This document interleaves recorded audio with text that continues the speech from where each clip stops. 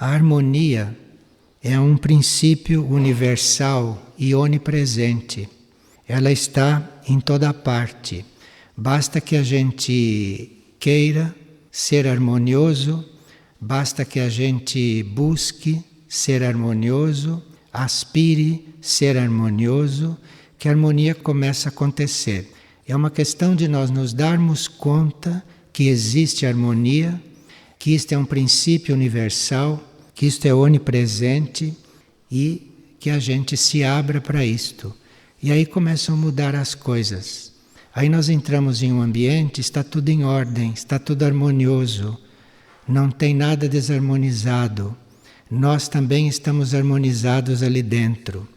Mas isto, não há uma escola para isto, não há uma teoria para isto. Nós temos que reconhecer que a harmonia é uma coisa presente em todos os lugares, em todos os planos, porque se não houvesse harmonia, o sistema solar não se regeria, nada funcionaria no cosmos sem harmonia.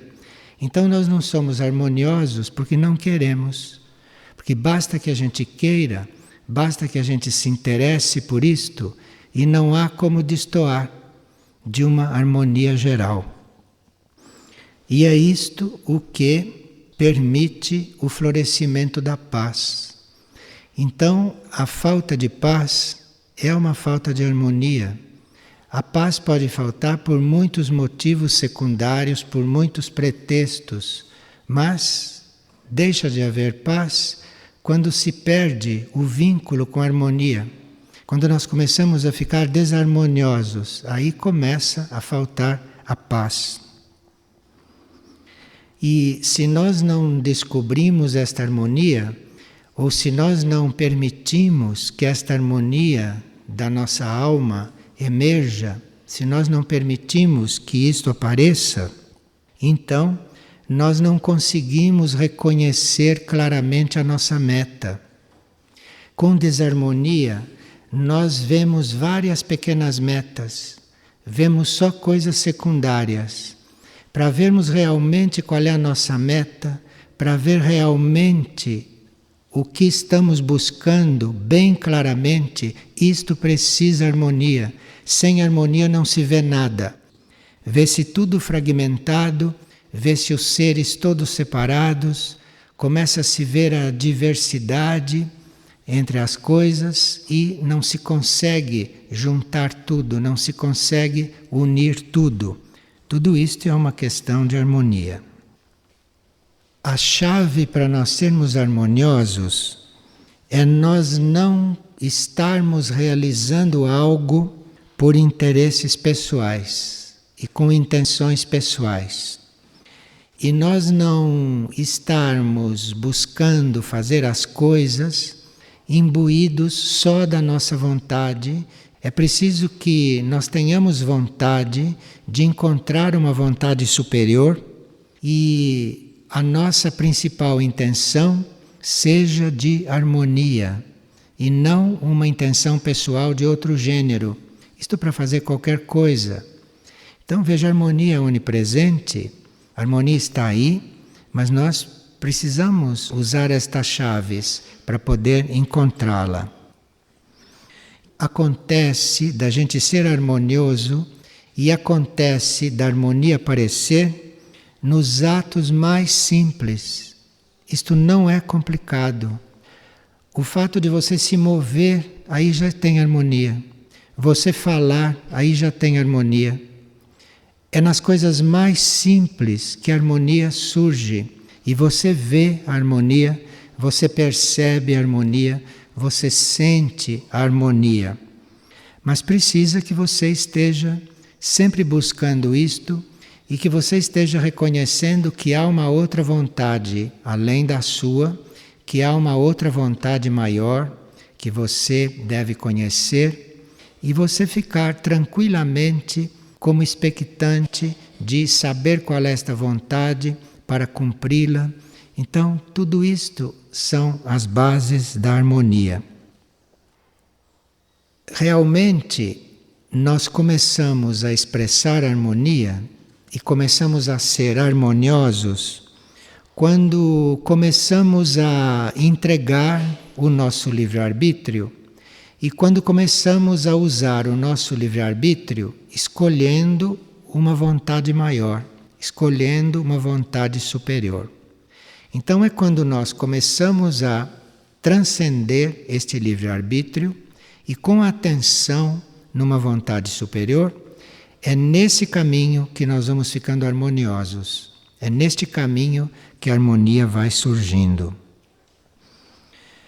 Nos mundos suprafísicos, nos mundos extraterrenos e nos mundos intraterrenos mais evoluídos, a harmonia é muito ativa e é o princípio que rege tudo e que permeia a todos. E é por isso que nós, nesses momentos que estamos estudando a harmonia, vamos cantando Iberá, Anuteia, vamos nos referindo a estes mundos, vamos cantando estes mundos, porque estes mundos, que não sejam o mundo físico de superfície, os outros mundos mais avançados, são por si só harmonia. E em humanidades espiritualmente mais avançadas, à medida que a humanidade vai avançando e que vai se expressando como humanidade evoluída, a essência de tudo é harmonia. Tudo é harmonioso. Tudo acontece com harmonia. E uma pessoa está perguntando como pode acontecer que a esta altura da evolução humana ainda haja possibilidades de haver uma guerra. Com tantas pessoas de consciência já desenvolvida, que são tantas e que não querem a guerra, como pode haver a possibilidade de uma guerra ainda? Nós já vimos outras vezes aqui que enquanto o homem derramar o sangue dos animais para se alimentar dos animais, por karma, o sangue humano também será derramado através das guerras. Porque o sangue humano derramado individualmente, como pode acontecer com um ou com outro, isto não cobre o débito kármico dos milhões de animais cujo sangue nós derramamos todos os dias. Então, enquanto houver este derramamento de sangue animal, haverá guerra. Mesmo que a nossa consciência não queira a guerra, como vocês estão vendo estes dias, metade do mundo não quer a guerra. E como pode haver a guerra? É o débito nosso com este sangue derramado no reino animal. Enquanto houver isto, existe esta possibilidade. Agora, não bastaria que a gente deixasse de se alimentar de animais. Isto é um princípio rudimentar. Enquanto isto acontecer, há guerras, hoje ou mais tarde. Isto é um princípio rudimentar. Mas há uma outra parte mais sutil que diz respeito também às guerras, é que a nossa consciência ainda não está focalizada no eterno. A consciência humana está focalizada no efêmero, no transitório. Você vê o que preocupa as pessoas e o que ocupa as pessoas 24 horas por dia são só coisas transitórias, só coisas efêmeras. As melhores pessoas que se ocupam o dia inteiro de coisas positivas, podemos nos perguntar, ou perguntar a elas, você focaliza a eternidade? Você pensa na eternidade? A sua consciência está na eternidade? Não está, nem um momento. Está só em coisas transitórias, só em coisas passageiras, só em coisas que não são eternas. Nós damos a vida por coisas que vão acabar daqui a pouco. Nós nos ocupamos o dia inteiro por coisas que não têm o menor valor, porque são efêmeras. e que devem ser tratadas como coisas passageiras. Então, não é que a gente não se ocupe 24 horas por dia das coisas. Temos que nos ocupar porque faz parte das leis desta vida aqui na superfície da Terra. Porque aqui, se você não cuida das coisas, as coisas vão decaindo, as coisas vão degradando-se. Isso vocês veem a todos os momentos. Vocês deixam de cuidar, de olhar, aquilo já começa a desandar. Então, é preciso realmente cuidar das coisas. Só que, ao nós cuidarmos das coisas, devemos ter a consciência que aquilo é passageiro, que aquilo é transitório, que aquilo é mutável, que aquilo é efêmero. E se isso está presente, a sua consciência está no eterno, está naquilo que não são as coisas, porque nenhuma coisa é eterna. Então nós temos que tratar desta ilusão contínua, nós temos que nos dedicar a este teatro contínuo, mas sem perder a visão e sem perder o contato com a eternidade, com aquilo que não acaba. Então isto é um treinamento e nós temos que zelar por isto, porque se isto não se torna um estado humano, se a humanidade não focaliza a eternidade, a realidade, aquilo que não se destrói, a sua mônada, o seu regente, a alma das coisas. Então, se nós não temos estas coisas presentes, vai haver guerras, vai haver sempre contendas. Porque se você está com o eterno presente e lidando com coisas, com pessoas, com fatos que são todos efêmeros, todos irreais, todos passageiros, se você está considerando o eterno, se o eterno está predominando na sua consciência, não tem como você entrar em contenda, em contraste, porque você está lidando com a aparência, você está lidando com a parte efêmera, você está lidando com aquilo que vai acabar. Então, você tendo presente a parte eterna, você tendo presente o lado eterno da vida, de tudo, da consciência, então não há como haver guerras, não há como haver contenda. Então, parece que nós correremos o risco de ter guerras ainda por muito tempo, a menos que haja uma verdadeira revolução na consciência humana e que sejamos trabalhados pelas hierarquias solares e pelas hierarquias maiores para que deixe de haver guerra.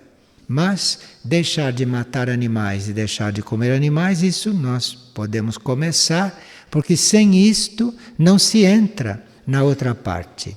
Sem isto, com o derramamento de sangue de outros seres, em função nossa, da nossa alimentação, não há possibilidade de você começar a sentir, a perceber este elemento eterno.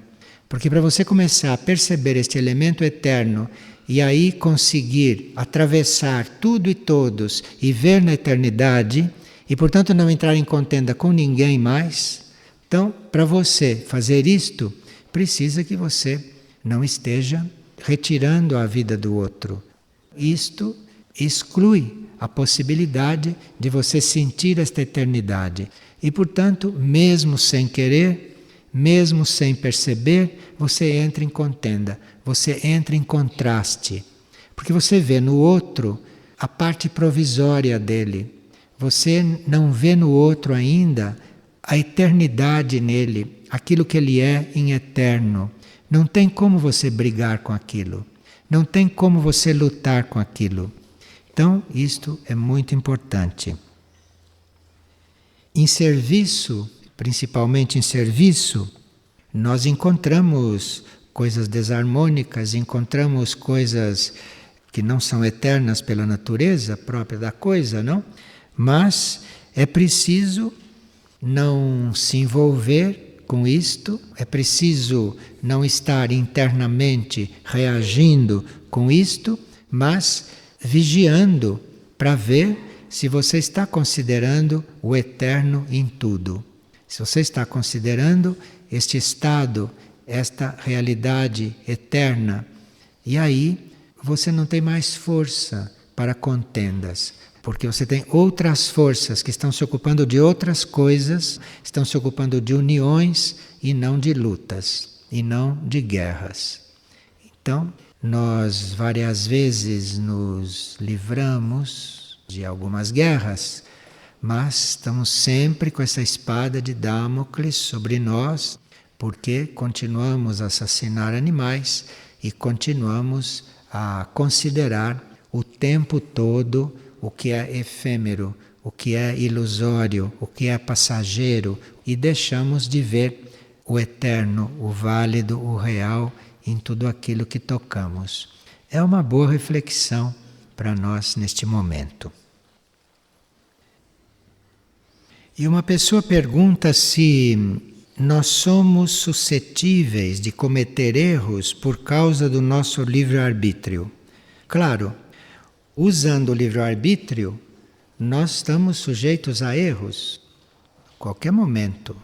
Os erros vêm justamente do uso do livre-arbítrio, porque é através dos erros que nós aprendemos, é através dos erros que nós vamos nos instruindo. E se nós não usarmos o livre-arbítrio, não temos como aprender. Claro que com o livre-arbítrio pode ser que a gente mais erre do que acerte. Que a gente só vai acertar sempre quando estiver já dentro de uma outra vontade. Mas enquanto nós estivermos escolhendo o que fazemos, enquanto nós estivermos nesta etapa do livre-arbítrio, nós estamos sujeitos a erros. E isto é perfeitamente natural. Não há nenhuma coisa espantosa em a gente errar. Porque você não usa o livre-arbítrio, então você está sujeito a isto. É só depois que é transcendido este estágio, só depois de ter transcendido este livre-arbítrio, aí é que começa uma coisa mais certa. Mas não antes. Antes é sempre uma experiência, sempre uma aprendizagem. E quando se erra e se vê que errou, isto é tão importante, tão útil quanto acertar e quando vê que acertou. No livre-arbítrio você está sujeito às duas coisas, tanto a uma quanto a outra. E ambas são válidas. Se os rituais antigos, pergunta uma pessoa, estão fora da lei atual, como ficam as pessoas que seguem os rituais superados? Essas pessoas que ainda seguem rituais desatualizados são pessoas que não os completaram em ciclos anteriores. Então os rituais são desatualizados, como tudo que as grandes religiões fazem. São rituais desatualizados, não são mais coisas para hoje. Não correspondem mais ao sétimo raio de hoje, ao ritual de hoje. Mas são pessoas que em ciclos passados não completaram estes rituais. Quer dizer, não completaram o seu caminho dentro desses rituais. Então é preciso ficar atento para ver quando o ritual que nós estamos seguindo não nos corresponde mais. E isto não são só os rituais religiosos, não, mas são os rituais da nossa vida. São o nosso dia a dia, aquilo que nós vamos completando no dia a dia, que vai se transformando num ritual, que vai se transformando numa ordem, numa disciplina, num trabalho do sétimo raio. E nós precisamos estar aí atentos para ver quando é que isto não corresponde mais ao nosso ponto atual. E aí não hesitar em aperfeiçoar este ritual, ou abolir este ritual, ou mudar de ritual. E uma pessoa está muito necessitada de orar, mas ela não se encontra bem nestas formas que ela conhece e que são impregnadas de coisas que ela não sente mais. Sempre que nós estamos aspirando a uma coisa mais elevada, sempre que nós estamos buscando algo melhor, sempre que nós estamos tentando um contato com coisas mais conscientes, com coisas mais elevadas. Isto é oração. Então, se você está aspirando por algo maior, mais puro, mais ordenado, mais harmonioso, se você tem esta aspiração é oração. Você está orando enquanto está aspirando. Então, para estar numa oração contínua, não quer dizer que a gente esteja ajoelhado ou em posição de oração e fazendo oração formal. Para você estar numa oração contínua, você teria que estar considerando esta sua aspiração, a sua oração. Você tem que considerar este seu ideal, esta sua índole. Você tem que considerar toda esta coisa positiva que você sente, que você manda para o alto e que você oferece e que você cuida dela. Você tem que considerar isto a sua oração. Esta é a sua forma de oração. Agora, isto precisa que não esteja sendo feito para você. Não se vai orar para nós mesmos. Isto é uma oração livre quando você está aspirando isto para o bem, quando você está aspirando isso pela ordem, pela harmonia, pelo alinhamento, quando você está aspirando por uma coisa maior. Você considere isto oração que você está orando nesses momentos. E se a sua vida é uma perene busca de uma coisa maior, de uma coisa mais elevada, se você está aspirando por isto, você está orando. Não há necessidade de oração formal, a não ser que você precise, para em certos momentos, ter a certeza de que está orando. Porque eu posso estar oferecendo tudo a Deus, todas as vezes que me lembro, mas posso ter dúvida se aquilo é oração. Porque eu estou tão condicionado com as orações formais, eu estou tão condicionado a repetir orações que me ensinaram, que eu posso estar orando e não acredito. Acho que aquilo não vale. Não vale porque é meu. Aquilo é válido. Aquilo é mais válido do que a oração formal. Mas precisa que você reconheça isso como oração e que você ofereça isso como oração. Que você tenha consciência de que está orando dessa forma, deste modo. E uma pessoa pergunta: por que em minha vida passei por tantas dores, por tantas perseguições e por tantos maltratos? E eu não tenho consciência de ter dado razão para isso, porque sempre me oferecia ao serviço. E eu me ofereço ao serviço e tenho dores, e tenho perseguição, e tenho maltrato, tenho dificuldades. Para que a hierarquia possa levar a cabo a sua tarefa para ajudar a humanidade, é preciso que uma parte da humanidade assuma parte do karma da humanidade. Senão a hierarquia não poderia fazer nada, porque o karma da humanidade não permitiria. Então, estes que não têm razão racional, consciente para ter dores, mas têm, todos esses que não fazem nada para ser perseguidos, mas são mal falados, são criticados, esses que são maltratados quando são gentis para os outros e quando alguém se volta para eles os maltrata, os trata de mau jeito. Existem seres, existem almas que se oferecem para passar por estas coisas. Por quê? A hierarquia não poderia fazer certas ajudas para todos, para todo o grupo humano, se naquele grupo humano não estivesse alguém sustentando uma certa parte kármica aqui na Terra.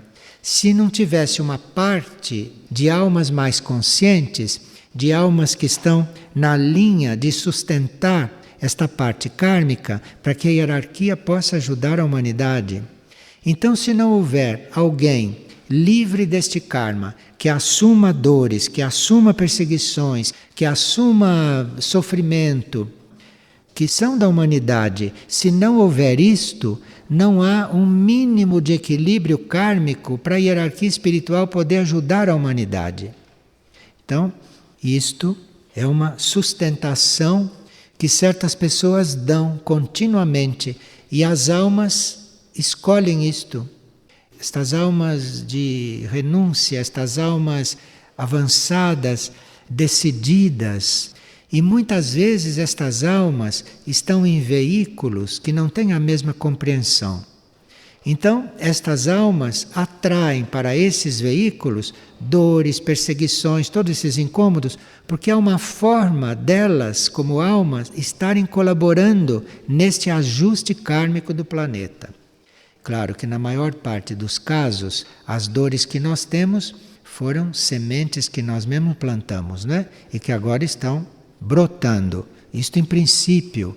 Como todas as más situações são kármicas, são resultados de causas que nós criamos no passado. Isto na maior parte. Mas tem certas coisas que não são assim. Então tem alguém que possa estar sempre dolorido e aquilo não é coisa dele. Aquilo é a alma que está usando o veículo sem consultar o veículo, porque o veículo não concorda com aquilo. O veículo só se lamenta. Então a alma tem que fazer a revelia do veículo. Tem casos assim. É o meu caso desta pessoa. Então, as perseguições que nós temos, os maltratos que nós temos, em geral, são retornos kármicos. Mas nem sempre. Então você pode ser perseguido, caluniado, maltratado, sem dever aquilo. Mas a sua alma colocou os seus veículos nesta posição porque ela quer trabalhar o karma do planeta. Ela quer colaborar para que a hierarquia espiritual encontre um equilíbrio kármico que possa ajudar a humanidade.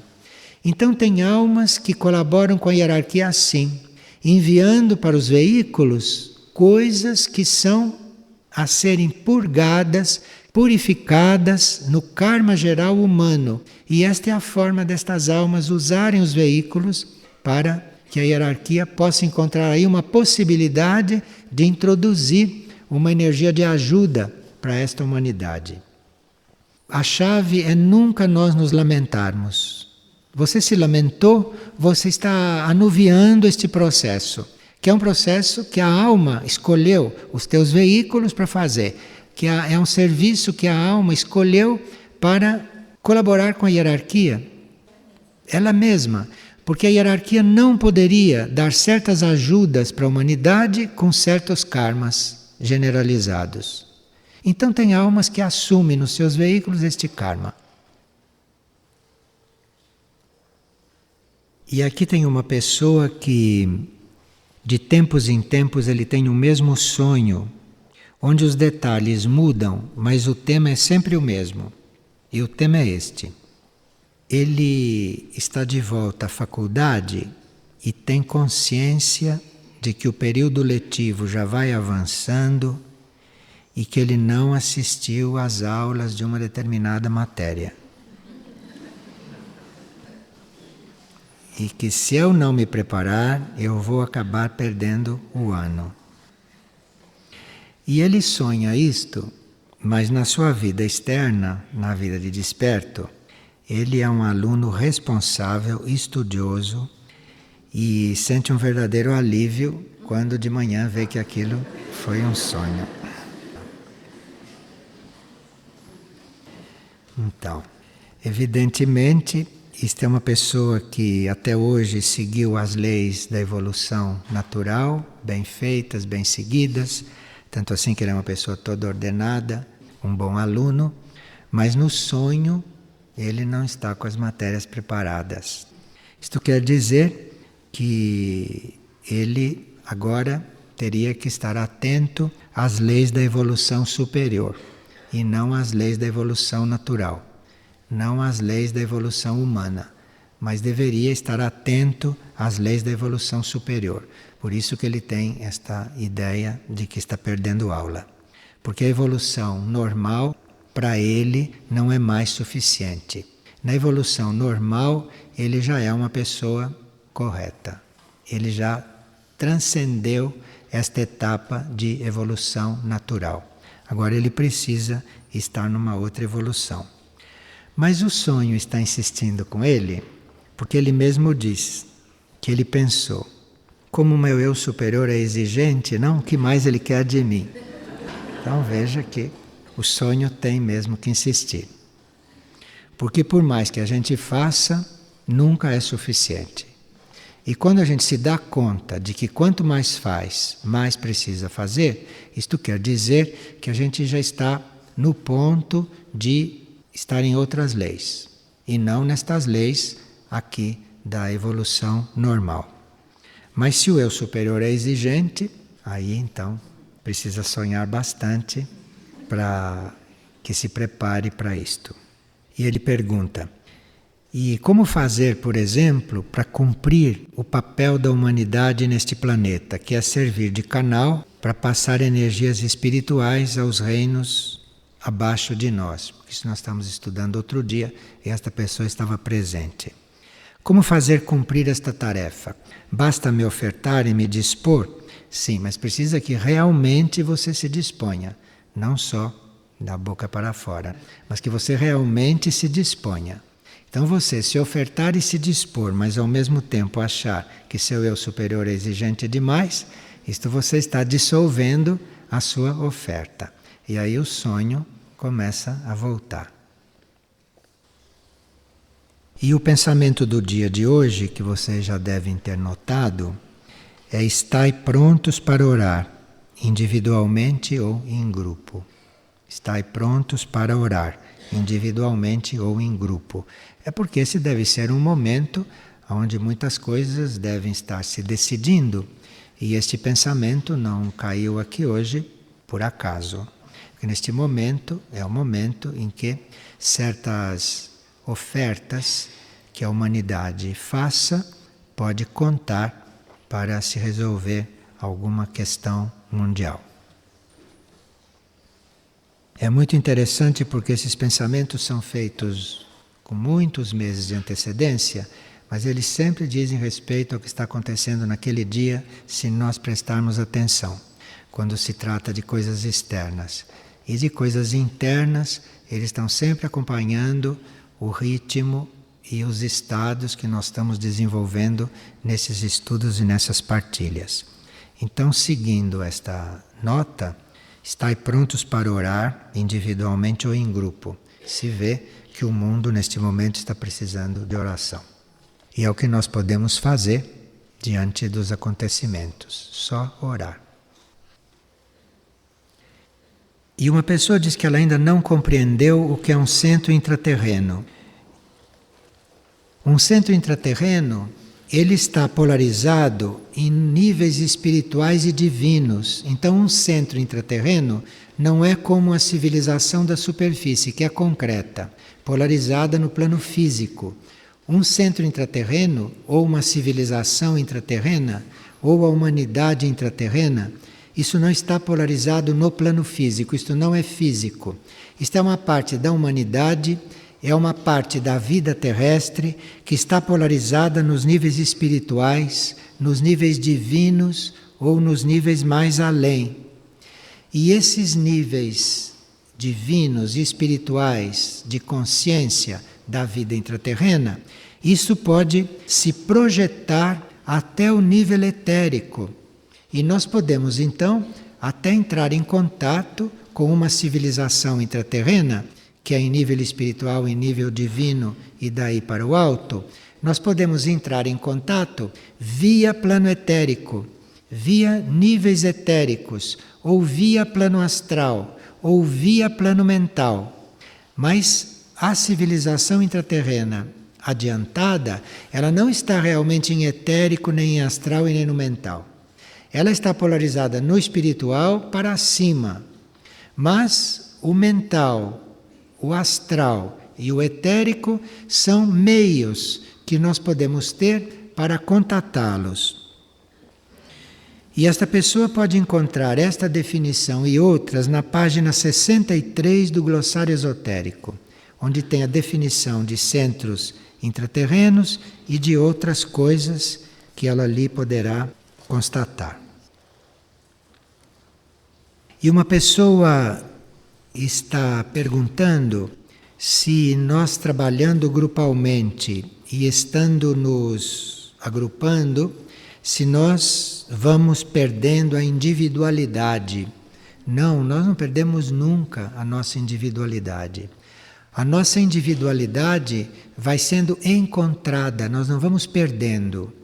Porque nós confundimos a nossa individualidade, o indivíduo que nós somos, a mônada que nós somos, nós confundimos com o nosso ego humano. A nossa individualidade nós não perdemos nunca. O nosso ego humano, a uma certa altura, é dissolvido. Mas a nossa individualidade, nós como mônada, nós como indivíduo cósmico, isso nós vamos com esta consciência da individualidade até o fim da evolução humana. Isso não se perde nunca. Porque a pessoa compreendeu que a alma vive vida grupal, que o trabalho da alma é grupal, que nós temos que ser um grupo, e nisto a mente lhe disse que ele ia perdendo a individualidade. Não, você vai com isto tudo aprendendo a encontrar a sua individualidade, que está muito, muito além do seu ego humano. Muito, muito além desse ser que você pensa que é.